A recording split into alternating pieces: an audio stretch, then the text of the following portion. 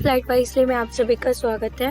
आज हम कंटिन्यू करेंगे चाइल्ड डेवलपमेंट एंड पेडागोजी के क्वेश्चंस जो कि आपके एक्सपेक्टेड है कि सीटेट में आ सकते हैं, डीएसएसबी में भी आ सकते हैं।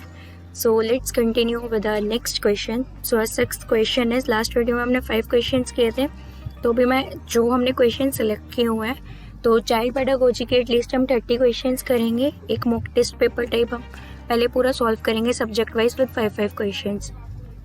तो अब हम नेक्स्ट पे आ रहे हैं। So our sixth question is, answer the following questions by selecting the correct most appropriate options. So our question is, expecting students to reproduce knowledge in the same way as it is received. तो हमारे पास options है, is an effective assessment strategy, is problematic because individuals interpret experiences and do not reproduce knowledge as it is received, is good since we record everything as it is in our brains, is good since it is easy for the teacher to assess। तो आप लोगों ने question पढ़ लिया, अब आपको 3 seconds दिए जाते हैं, आप अपने अकॉर्डिंग आंसर सेलेक्ट कर लो कि क्या होना चाहिए।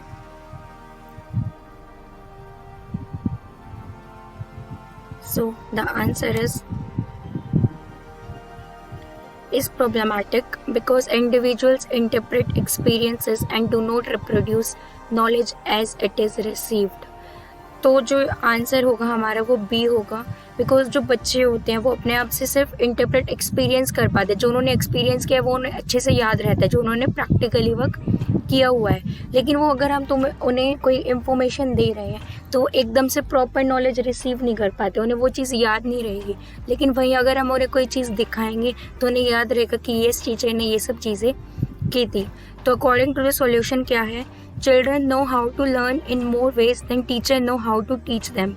जो बच्चे होते हैं उन्हें पता है कि वो कैसे याद कर सकते हैं डिफरेंट वेज में, बल्कि टीचर को सिर्फ ये पता होता है कि उन्हें ये चीज़ पढ़ाना है। लेकिन बच्चों के ऊपर होता है कि उन्हें वो चीज़ याद कैसे करनी है, जो इन्फॉर्मेशन दी गई है उन्हें उसको एक्सेप्ट कैसे करना है। Teachers must also be sensitive to the subtle ways in which low expectations can be conveyed.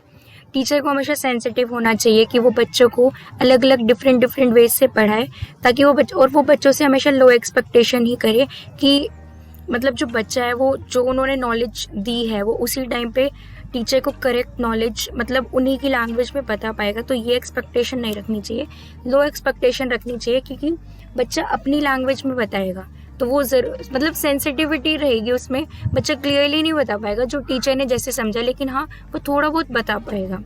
Expecting students to reproduce knowledge in the same way as it is received is problematic because individuals interpret experience and do not reproduce knowledge as it is received। Expect नहीं करना चाहिए कि वो जो reproduce कर रहे हैं knowledge, मतलब जो हमने बच्चों को नॉलेज दी है, प्रोवाइड करी है, इंफॉर्मेशन प्रोवाइड करी है, कि वो उसी वे में रिसीव कर रहे हैं। क्योंकि बच्चे प्रॉब्लमेटिक होते हैं, वो एक अपने एक्सपीरियंस सीखते हैं ज़्यादातर, वो एकदम से रिप्रोड्यूस नहीं कर पाते। जो उन्होंने नॉलेज रिसीव किया वो एकदम से वैसे नहीं बोल सकते। So our 7th question is, directions, answer the following questions by selecting the correct and most appropriate options। So हमारा question है, when students are given an opportunity to discuss a problem in groups, their learning curve options are remains stable, declines, remains the same, becomes better। सो आपके पास 3 second है आपको बताना कि जब हम स्टूडेंट्स को अपॉर्चुनिटी देते हैं कि वो ग्रुप में डिस्कस करें प्रॉब्लम को, तो जो वो लर्निंग है उनकी, जो उनकी लर्निंग पावर है, तो वो कैसी रहती है, स्टेबल रहती है, कम हो जाती है, सेम रहती है या ज़्यादा बेटर होती है। So the answer is D part, becomes better, बच्चों की लर्निंग बेटर हो जाती है। सो हमारा सॉल्यूशन है, when students are given an opportunity to discuss a problem in groups, their learning curve becomes better। In group discussions, students express their own views which help them to learn different ideas। जब हम बच्चों को opportunity देते हैं कि वो अपनी problem को ग्रुप के अंदर डिस्कस करें, तो एक ग्रुप में बहुत सारे बच्चे होते हैं, तो वो डिफरेंट वे से उन्होंने एक्सपीरियंस किया होगा, जैसे प्रॉब्लम बताई गई थी मतलब टीचर ने जो इन्फॉर्मेशन प्रोवाइड किया है, तो उस अकॉर्डिंग बच्चे अपने हिसाब से एक्सप्रेस करेंगे, अपने अपने आइडियाज़ बताएंगे, अपने अपने व्यूज़ देंगे, तो जो बच्चे होंगे वो एक दूसरे के व्यूज़ को एक्सपीरियंस करेंगे, सोचेंगे कि हाँ वो ठीक कह रहा है, एंड फिर एक अपना न्यू आइडिया जनरेट करेंगे दूसरों के व्यूज़ सुन के, तो उससे उनकी लर्निंग और भी ज़्यादा बेटर होगी। So our next question is 8th question. So let's see, हमारा 8th क्वेश्चन है, the pace of development varies from one individual to another but it follows dash pattern. जो हमारा डेवलपमेंट का एक पेस है वो हर एक इंडिविजुअल का अलग होता है दूसरे पर्सन से। मतलब सभी लोग अपने आप में डेवलप हो रहे होते हैं, सभी लोग एक जैसे डेवलप नहीं हो सकते। तो ये ऐसा कौन सा पैटर्न है जो कि ये फॉलो करता है, डेवलपमेंट की डिफरेंट रहती है सभी बच्चों की। So our options is a haphazard and unpredictable, a sequential and orderly, a toe to head. आपके पास 3 सेकेंड्स हैं, आंसर सोचो कि क्या होगा। सो हमारा आंसर है C part, a sequential and orderly. ये सिक्वेंस में होता है एंड ऑर्डर वाइज होता है। जैसे जैसे आपकी जो एज आती जाती है, आप धीरे धीरे एक्सपीरियंस एक सिक्वेंस में, एक ऑर्डर में सीख रहे होते हो, आप में आपके अंदर ये एक डेवलपमेंट होता रहता है। सो हमारा सॉल्यूशन है, the pace of development is a continuous process. ये कॉन्टीन्यूअस प्रोसेस है, कभी नहीं रुकता, फिर चाहे आप कितने भी बड़े क्यों ना हो जाओ, हमेशा डेवलप होते रहते हो किसी ना किसी वे में। It varies from one individual to another, but it follows a sequential and orderly pattern. ये हर इंडिविजुअल में डिफरेंट रहता है, लेकिन ये एक सीक्वेंस वाइज और एक ऑर्डर्ड पैटर्न रहता है। Development of both physical and mental traits continues gradually until these traits reach their maximum growth. जो बच्चों की जो लोगों की डेवलपमेंट होती है, फिर चाहे वो फिजिकली हो या मेंटली हो, इसमें दोनों ट्रेट्स रहते हैं कि बच्चा फिजिकली कैसे ग्रो कर रहा है, उसकी हाइट बढ़ रही है, उसका वेट बढ़ रहा है, वो फिट है या फिर वो बहुत ज़्यादा स्लिम है। मेंटल ट्रेट में आ जाएगा कि आपकी थिंकिंग पावर कैसी, आप कैसे सोचते हो, या आपने कितना एक्सपीरियंस करके, मतलब कहते हैं ना कि आप में अकल आ गई। तो इस टाइप में वो धीरे धीरे जैसे आप बड़े होते रहते हो वैसे ही आप में ये सारे ट्रेट्स आते रहते हैं। It goes on continuously through out life. ये आपकी पूरी लाइफ में कंटिन्यू प्रोसेस रहता है डेवलपमेंट का। Even after maturity has been attained, development doesn't end. Even आप में जब मैच्योर हो जाते हो उसके बाद भी आप में डेवलपमेंट होती रहती है। So our next question is 9th question, which is, so हमारा क्वेश्चन है, which one of the following is correct about development. इन चारों में से कौन सा करेक्ट है, डेवलपमेंट के बारे में कौन सी राय करेक्ट है। सो आवर ऑप्शंस है, socio-cultural context plays an important role in development. Development is undimensional. Development is discrete. Development begins and ends at birth. So आपके पास 3 सेकेंड है, आप लोग सिलेक्ट कर लो कि आपके अकॉर्डिंग इन चारों में से कौन सा डेवलपमेंट के बारे में सही कहा गया है, कौन सा ऑप्शन सही है। So our answer is sociocultural context plays an important role in development, answer A. तो ये ऐसा क्यों है? Sociocultural context plays an important role in development of childrens depend upon their environment and society. अब बच्चों का जैसे डेवलपमेंट हो रहा होता है तो उनका आसपास का एनवायरनमेंट कैसा है, उनका घर का एनवायरनमेंट कैसा है, उनकी सोसाइटी का एनवायरनमेंट कैसा है, ये सब डिपेंड करता है।